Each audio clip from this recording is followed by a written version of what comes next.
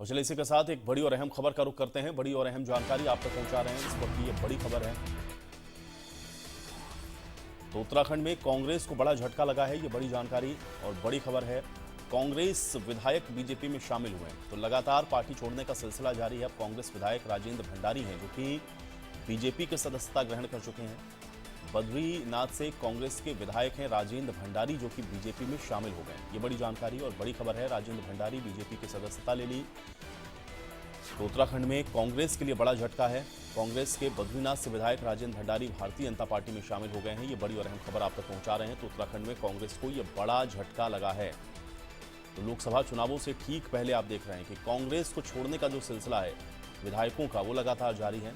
नेता विधायक कांग्रेस पार्टी को छोड़ रहे हैं। अब बद्रीनाथ से कांग्रेस विधायक है राजेंद्र भंडारी जिन्होंने बीजेपी की सदस्यता ले ली है। तो ये बड़ी जानकारी है। राजेंद्र भंडारी जिन्होंने बीजेपी की सदस्यता आज ली है। ये बड़ी जानकारी उत्तराखंड में कांग्रेस के लिए बड़ा सेटबैक है, बड़ा झटका है। ये बड़ी खबर है। उत्तराखंड में कांग्रेस के लिए बड़ा झटका। कांग्रेस विधायक बीजेपी में शामिल हो गए हैं। बद्रीनाथ से विधायक हैं कांग्रेस के राजेंद्र भंडारी जिन्होंने बीजेपी की सदस्यता ग्रहण कर ली है।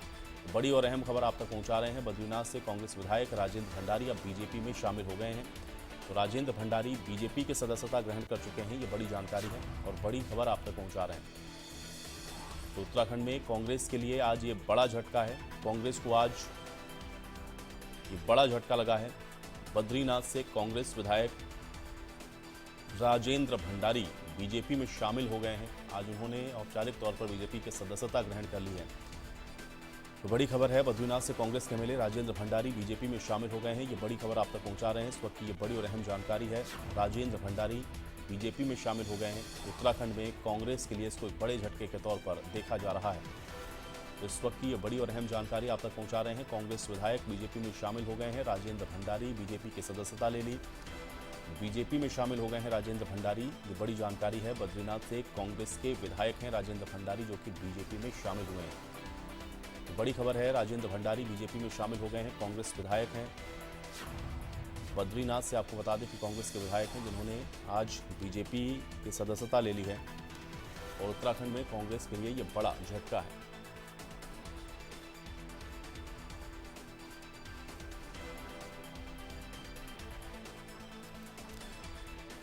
तो ब्यूरो चीफ प्रवीण हमारे साथ जुड़े हुए, सीधे उनका रुख कर लेते हैं। प्रवीण, बड़ा झटका है कांग्रेस पार्टी के लिए। बद्रीनाथ से विधायक राजेंद्र भंडारी आज बीजेपी में शामिल हो गए।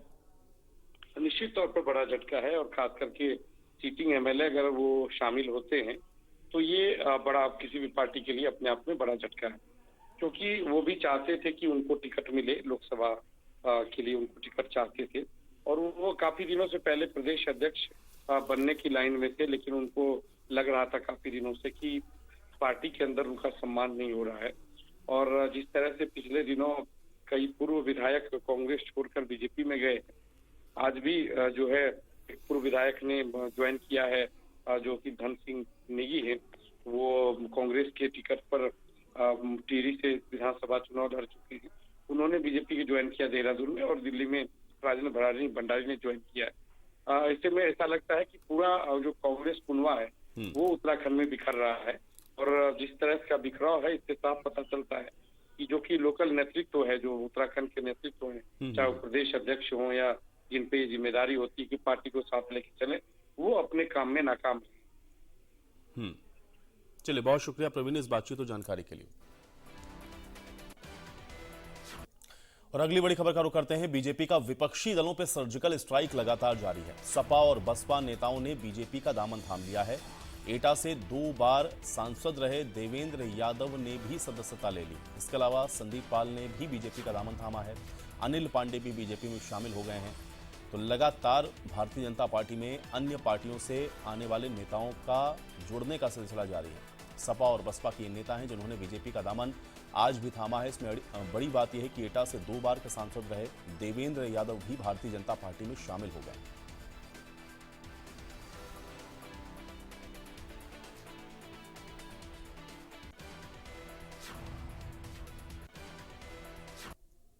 परिवार की तरह हैं, हम लोग पड़ोसी भी रहे।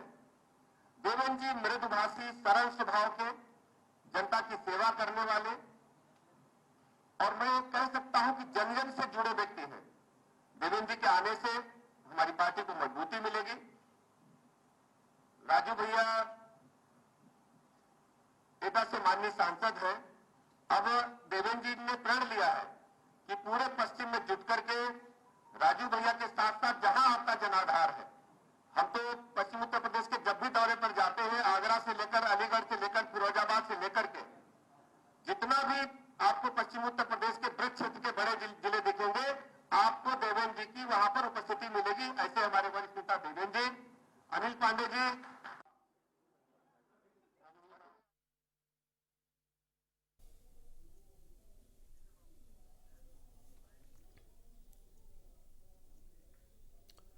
तो वहीं बरसाने के श्रीजी मंदिर में आज से लड्डू मार होली खेली जाएगी और मंदिर के अटारी यानी कि छत से लड्डू लुटाए जाते हैं। श्रद्धालु नीचे आंगन में और राधा रानी की छतरी से लड्डू को लूटते हैं।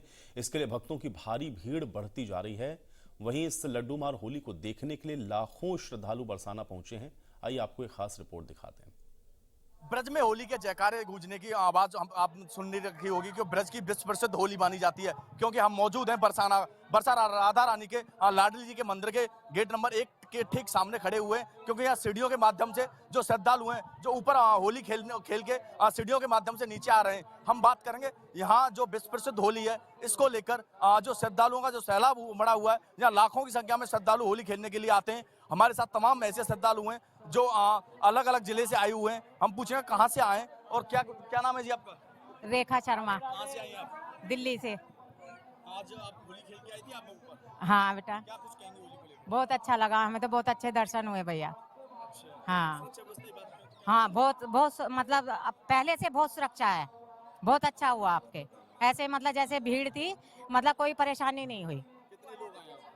हम तो भैया बस आइए, हमारा परिवार तो हम 4 ही जने हैं, 4-5। कल लठमार भी होली है बरसाने की, तो आज तो हम चले जाएंगे भैया। हाँ आपका क्या नाम है? विष्णु, कहाँ से आए आप? कोटा से आए हैं हम। जी, आप होली खेली आपने? बिल्कुल होली खेली। और क्या कुछ कहेंगे आप? होली के बारे में, ये होली खेल के बहुत अच्छा लगा और ये प्रेम का प्रतीक है। और इसके लिए मैं यूपी पुलिस और यूपी प्रशासन को भी धन्यवाद दूंगा जो इतनी शांतिपूर्वक काम चला। और यहाँ जितने भी लोग आए हैं, सब लोगों ने, मैंने जहाँ तक देखा है, सब शांतिपूर्वक होली चली है, कोई भगदड़ नहीं है। इसके लिए मैं यूपी सरकार और यूपी पुलिस को धन्यवाद देता हूँ साहब। हम बात करें सुरक्षा व्यवस्था की, तो सुरक्षा व्यवस्था के भी यहाँ पुख्ता इंतजाम किए गए हैं। हर जगह पुलिस की मौजूदगी है, जिससे किसी भी श्रद्धालु को किसी भी तरीके की कोई परेशानी ना आए। हम मौजूद हैं क्योंकि आज लड्डू मार होली होनी है, शाम को लड्डू मार होली है। इसके बाद कल दिन में यहाँ देखा जाएगा कि कल लठमार होली होगी। इसी रास्ते के माध्यम से कल लठमार होली की भी यहाँ लठमार होली भी होनी है, क्योंकि यहाँ जो श्रद्धालुओं का सैलाब है वो लाखों की संख्या में पहुँचता है। और देश से नहीं विदेश से भी श्रद्धालु अपनी आस्था लेके लाडली जी के मंदिर में आते हैं, जिसे किसी भी हर किसी की उम्मीद होती है कि हम बरसाना की होली खेल के आएँ, साक्षात भगवान के साथ होली खेल के आएँ। हमारे साथ और भी ऐसे भक्तगण मौजूद हैं। क्या नाम है जी? विनोद कुमार शर्मा। कहाँ से आए हैं? हसनपुर, अमरोहा से। अमरोहा जी, हमें होली बहुत पसंद आती है कि हम हर साल आते हैं हमारे। हाँ क्या कुछ व्यवस्था है जी, व्यवस्था बढ़िया है, प्रशासन की बढ़िया है, हाँ, रास्ता बढ़िया है, सारी सुविधा एकदम बढ़िया है। मेरा नाम नरेंद्र चौधरी है। मैं अमरोहा के उत्तर प्रदेश से हूँ। भारतीय किसान संघ जो अपना संगठन है उसमें प्रधान। होली के लिए कहेंगे सभी से मेरा निवेदन है कि बहुत हर्षोल्लास से जैसे होली मन रही है इसी तरीके से होली मनाए, कोई धक्का मुक्की नहीं कर रहा। बहुत अच्छा माहौल लगा। मैं तो पहली बार आया हूँ और हमारी टीम में 11 लोग हम आए हैं यहाँ पे होली के लिए, होली का कार्यक्रम देखने, और बड़ा अच्छा लगा क्योंकि बहुत शांति प्रिय लोग भीड़ में चलते रहे और उतरते रहे, किसी ने एक दूसरे को धक्का नहीं दिया। यहाँ प्रशासन को भी धन्यवाद देना चाहता हूँ, अपने मीडिया कर्मियों को भी धन्यवाद देना चाहता हूँ इस चीज़ कवरेज करने के लिए, क्योंकि ये बरसाना की होली विश्व प्रसिद्ध होली मानी जाती है। यहाँ देश से नहीं विदेश से भी श्रद्धालु का जो इस होली खेलने के लिए बरसाना पहुँचते हैं। क्योंकि इस बरसाना की होली की बात करें तो बरसाना की होली एक प्रसिद्ध होली है, क्योंकि यहाँ लाडली जी की जो लीला है वो होली में कल दिखाई जाएंगी। कल लठमार की होली की भी यहाँ शुरुआत ही होगी, क्योंकि इस होली को लेकर प्रशासन भी अलर्ट है। जी, क्या नाम है आपका? भैया सिंह, कहाँ से आए आप? मुरैना से आए। क्या कुछ कहेंगे होली को लेकर? होली बढ़िया हो रही है, बरसाना आई राधा लोग रानी। आए आप? हम आए हैं कम से कम 40-50 लोग, 40-50 लोग आए। 40-50 लोग आए। प्रशासन क्या व्यवस्था है? प्रशासन की बहुत कड़ी करती है, बहुत कड़ी व्यवस्था है प्रशासन। सच। हमारा नाम जया मीरचंदानी, हम इंदौर से आए हैं, लेकिन हम एक सच बोलना चाहते हैं जो हमको अच्छा नहीं लगा यहाँ पर, कि मंदिर तो बहुत अच्छा है लेकिन व्यवस्था बिल्कुल अच्छी नहीं है। इसका कारण ये है कि चप्पलें हम जहाँ उतार रहे हैं ना, तो फिर से हमको पूरा राउंड लगा के फिर से चप्पलें उठाने जाना पड़ रहा है। और इसका एक रीजन है, दर्शन अच्छे हुए, सब कुछ अच्छा हुआ। क्योंकि कल इन्हीं गलियों के माध्यम से जो हुरंगा हैं उनका, राधा रानी का और कृष्ण जी का अपना कल होली को लेकर इन्हीं गलियों के माध्यम से यहाँ निकाला जाएगा। क्योंकि कल लठमार होली विश्व प्रसिद्ध ये होली मानी जाती है। कल की हम बात करें तो कल भी यहाँ करीब 10 लाख से ज़्यादा श्रद्धालुओं की आने की संभावना है। क्योंकि ये होली एक विश्व प्रसिद्ध होली है। हर कोई चाहता है कि लाडली जी के मंदिर जाना है, हमें ब्रज में जाना है, ब्रज की होली खेल के आनी है। क्योंकि हर किसी की इच्छा होती है इस होली को लेके, क्योंकि ये होली साक्षात भगवान के साथ खेली जाती है। बताया जाते हैं कि आज से ही लड्डू मार होली शाम को होनी है, इसके बाद कल लठमार होली होगी, फिर गोकुल, नंदगांव, मथुरा या वृंदावन की बात करें तो सभी जगह आज से होली शुरुआत होगी। क्योंकि ये होली विश्व प्रसिद्ध होली मानी जाती है। क्योंकि बरसाना एक जो गलियां हैं, बरसाना की जो गलियां हैं, उन गलियों में हम हैं। क्योंकि यहाँ से ही कल राधा रानी और श्री कृष्ण की जो झांकियां हैं वो निकाली जाएंगी और कल ही लठमार होली की शुरुआत की जाएगी। हमारे साथ और भी ऐसे भक्त हैं जो होली खेल के बांके बिहारी के राधा रानी के मंदिर से निकले हुए हैं और सीढ़ियों के माध्यम से या इस रास्ते से आए हुए हैं। क्या नाम है ये आपका? मेरा नाम राधिका, कहाँ से आई हैं आप? अमृतसर से।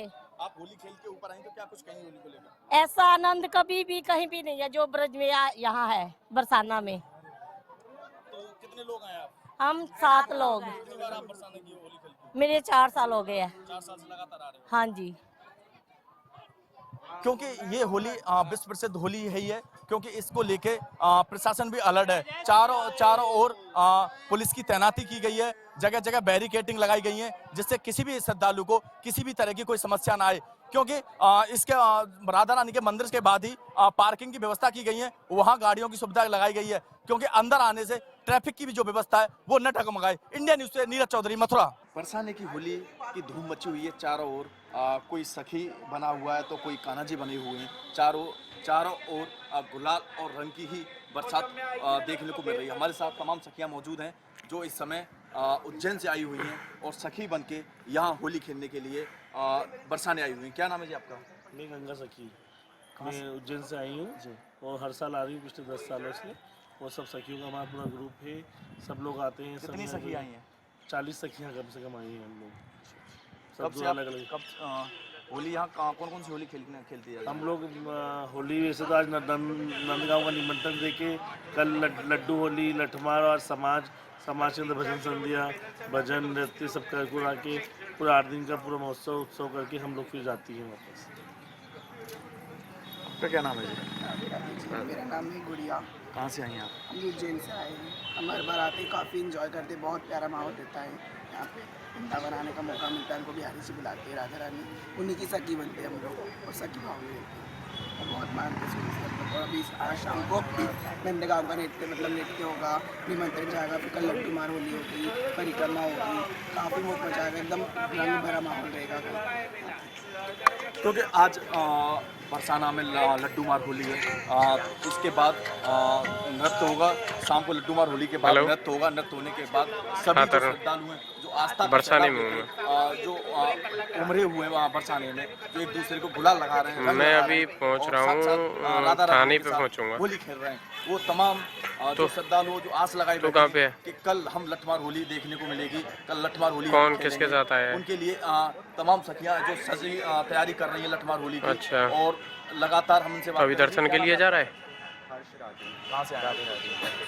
अच्छा, तो दर्शन करके जब लौटे तब मेरे को फ़ोन करना, वहीं मिल लूँगा मैं। ठीक है, अभी जा रहा है दर्शन करने, कितनी देर में आएगा?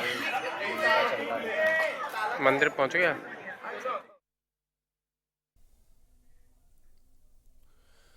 तो बदायूं से खबर है जहां पर डीएम मनोज कुमार सिंह ने प्रेस वार्ता करके लोकसभा चुनाव को लेकर के जानकारी दी है और उन्होंने बताया है कि जिले में तीसरे चरण में मतदान होगा जिसमें 24,09,000 से ज्यादा वोटर मतदान करेंगे, जिसमें महिला वोटर 11,17,000 से ज्यादा हैं तो वहीं पुरुष वोटर 12,92,000 से ज्यादा हैं।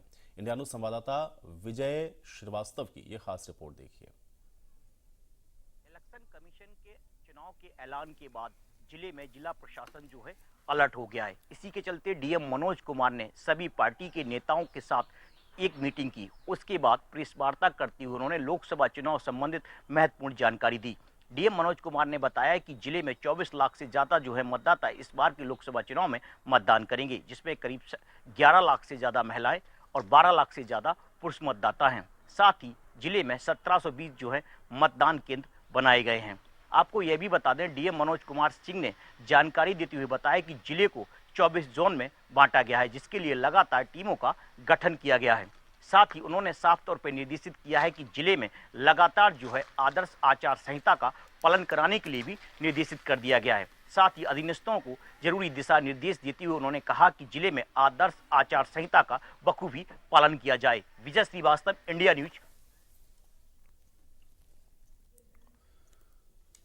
उधर कन्नौज से खबर है जहां पे लोकसभा चुनाव की तैयारियों में पुलिस प्रशासन लगा हुआ है। बुधवार को मतदान केंद्रों की खामियों को दुरुस्त किया गया है। सीओ डॉक्टर प्रियंका वाजपेयी ने मतदान केंद्रों की समीक्षा की है। कोतवाली में एसआई और सेक्टर मजिस्ट्रेट के साथ एक बैठक भी हुई है, जिसमें क्रिटिकल मतदान केंद्रों की समीक्षा करके निर्देशित किया गया है जल्द ही मतदान केंद्रों की सभी खामियों को दूर किया जाए। सीओ की ओर से यह कहा गया।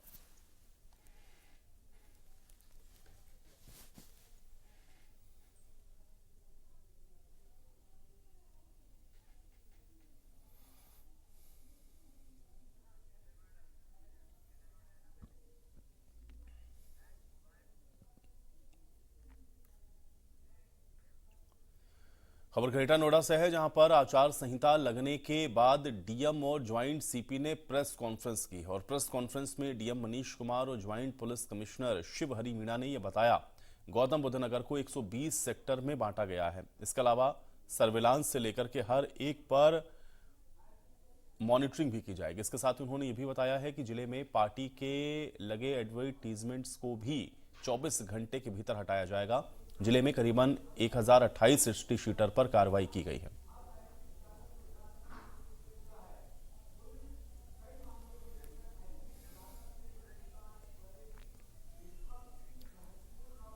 खबर अमेठी से जहां पर लोकसभा समान निर्वाचन 2024 और आगामी त्योहारों के दृष्टिगत शांति और सुरक्षा व्यवस्था को लेकर के फ्लैग मार्च निकाला गया है। आपको बता दें कि जिलाधिकारी निशा अनंत और पुलिस अधीक्षक अनूप कुमार ने थाना जगदीशपुर पुलिस, क्यूआरटी और केंद्रीय सशस्त्र पुलिस बल के साथ फ्लैग मार्च किया है। ये मार्च कस्बा जगदीशपुर बाजार, भीड़भाड़ और संवेदनशील स्थानों पर निकाला गया है।